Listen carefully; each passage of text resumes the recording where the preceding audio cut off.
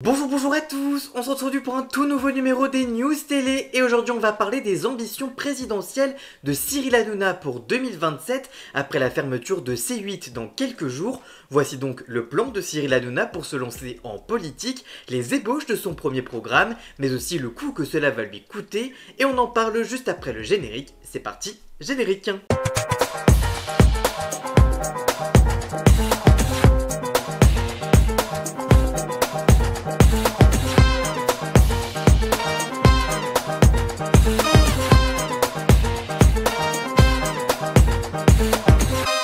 Depuis plusieurs semaines, l'avenir de Cyril Hanouna donne la migraine à bien des spéculateurs et aux experts médias. S'il semble convenu que l'animateur et producteur sera libéré de ses obligations contractuelles avec le groupe Canal+ à la fin du mois, son avenir reste très incertain. Sera-t-il télévisuel, politique ou sportif ?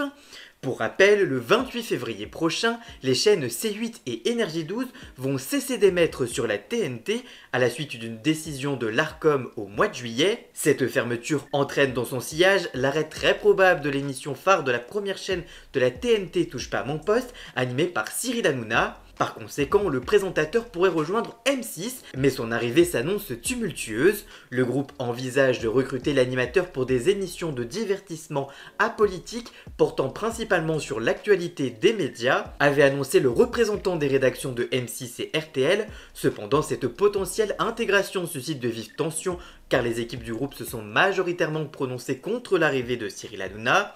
Karine Le Marchand a même menacé de quitter la chaîne s'il était recruté. Dans une interview accordée à BFM Business ce vendredi 31 juillet, Régis Ravanas, le directeur général de RTL Fun Radio RTL2, a confirmé l'arrivée possible de Cyril Hanouna dans le groupe M6. Il y a des discussions avancées avec Cyril Hanouna et effectivement, il pourrait rejoindre Fun Radio la saison prochaine si on conclut l'accord. On souhaitait que les collaborateurs sachent dans quel état d'esprit se faisait ce partenariat possible. On a rappelé que c'était pour un projet de divertissement, que ce n'était pas un projet sociétal ou politique, que c'était pour les antennes de W9 et de Fun Radio. C'est quelque chose de très différent de ce qui se fait aujourd'hui, de ce que fait Cyril sur ses antennes. Enfin, Maxime Saada, président du directoire de Canal+, a affirmé le mercredi 29 janvier devant la commission de la culture du Sénat que les discussions sont toujours en cours entre son groupe et l'animateur. Le suspense reste donc entier. Mais alors que les membres du groupe M6 ont confirmé dans bien des médias que la tractation avec Cyril Hanouna existait bel et bien et avançait positivement depuis plusieurs semaines, l'hypothèse d'un avenir politique pour l'animateur de TPMP est aussi sur la table. Comme révélé par Libération la semaine dernière, Cyril Hanouna aurait un gros dilemme face à lui entre accepter un contrat sur 5 ans avec le groupe M6 pour une quotidienne sur W9 et une quotidienne sur Fun Radio, ou alors se lancer en politique et plus précisément à la poursuite de l'Elysée. Des informations que Le Point a confirmées, avançant même que l'homme d'affaires se serait déjà constitué une équipe de conseillers politiques avec lesquels il travaillerait déjà sur ses promesses électorales et sur ses recherches des 500 parrainages. Pour rappel, pour se présenter à l'élection présidentielle en France, un candidat doit obtenir 500 parrainages d'élus afin de garantir sa légitimité et d'éviter les candidatures fantaisistes. Ces signatures doivent provenir d'au moins 30 départements différents avec un maximum de 50 parrainages par département pour assurer une représentativité nationale. Les élus habilités à signer sont principalement des maires, des députés, des sénateurs ainsi que certains conseillers régionaux et départementaux. La liste des parrainages est ensuite publiée pour assurer la transparence de ce processus. Parmi les promesses déjà sur la table de Cyril Hanouna, celle de remplacer le salaire net par le salaire brut en laissant les Français gérer comme ils le veulent leurs cotisations, notamment celles pour le chômage, pour la retraite ou encore pour la santé. Une idée séduisante pour les Français mais qui serait délicate à mettre en place car elle scellerait déjà le sort de la sécurité sociale. Mais en effet, remplacer le salaire net par le salaire brut en laissant chaque Français gérer par lui-même ses cotisations sociales poserait plusieurs défis majeurs. Cela nécessiterait de transformer complètement le système de protection sociale français, aujourd'hui basé sur les prélèvements obligatoires et une solidarité nationale. Le risque serait que certains choisissent de ne pas cotiser suffisamment pour la santé, la retraite ou le chômage, mettant ainsi en péril la sécurité sociale et créant de fortes inégalités.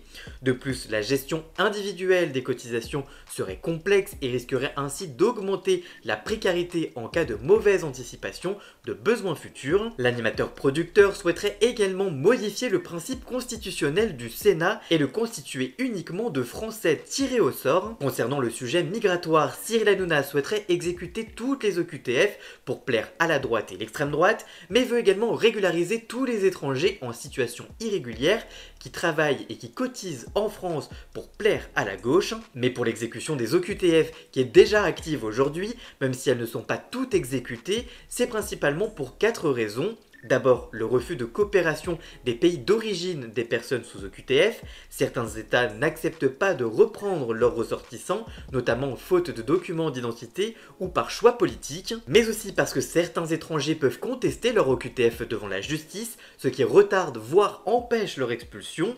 D'autres bénéficient d'une protection comme s'ils sont mineurs, malades, parents d'enfants français, etc.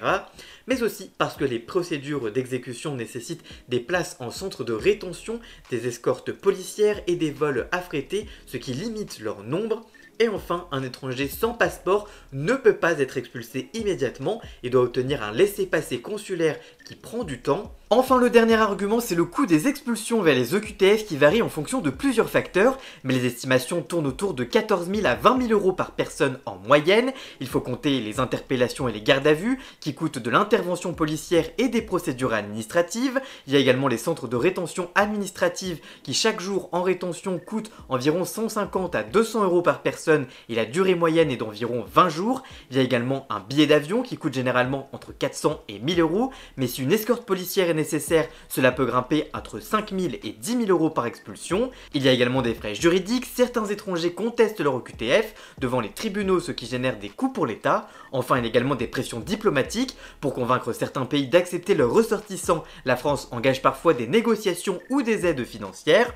En 2023, environ 15 000 expulsions ont été réalisées. Si l'on prend en moyenne 15 000 euros par expulsion, cela représente environ 225 millions d'euros par an. Exécuter toutes les OQTF délivrées, environ 120 000 par an, coûterait donc plusieurs milliards d'euros, ce qui explique en partie pourquoi ce n'est pas fait systématiquement. Si Cyril Hanouna affirme qu'il exécuterait toutes les OQTF, il devrait ainsi expliquer comment il surmonterait ces obstacles. Théoriquement, cela impliquerait de durcir la législation pour renforcer les moyens policiers et administratifs, faire pression sur les pays d'origine via des sanctions économiques ou diplomatiques, ou encore de limiter les recours juridiques, mais en réalité ces solutions sont complexes à mettre en place et nécessitent une volonté politique forte au-delà des simples déclarations, alors le fera-t-il? Enfin, le coût d'une candidature à la présidentielle est vertigineux, certes, mais dans les moyens de Cyril Hanouna, dont la fortune avoisinerait les 200 millions d'euros selon diverses sources. La candidature au premier tour avoisinerait les 5 millions d'euros, une somme qui se multiplie par 4 en cas de passage au second tour, alors le fera-t-il? Affaire à suivre. Évidemment, dès qu'on aura plus d'informations, on ne manquera pas de vous informer dans une nouvelle vidéo sur cette chaîne YouTube, évidemment comme à chaque fois. Que pensez-vous d'une hypothétique candidature de Cyril Hanouna à la présidentielle? Voteriez-vous pour lui si c'était le cas? Dites-moi tout ça dans les commentaires, je vous lirai bien évidemment. Voilà, j'espère que cette vidéo vous aura plu et informé. Si c'est le cas, n'hésitez pas à la liker, la commenter, la partager sur les réseaux sociaux, à me rejoindre sur tous mes réseaux sociaux à moi. Tous les liens sont dans la description. Vous pouvez également cliquer sur le bouton rejoindre afin de prendre un petit abonnement de 3 € par mois pour me soutenir. Vous pouvez également faire un don du montant que vous le souhaitez pour m'aider financièrement. Vous pouvez également vous abonner gratuitement à cette chaîne YouTube, ça me soutiendrait déjà énormément au niveau de l'algorithme. Dans la description, vous retrouverez également tous les liens pour retrouver Jason alias Ian Scott pour la musique de fond et le générique de cette vidéo. Et nous on se retrouve très vite pour une toute nouvelle vidéo. A très bientôt, ciao ciao!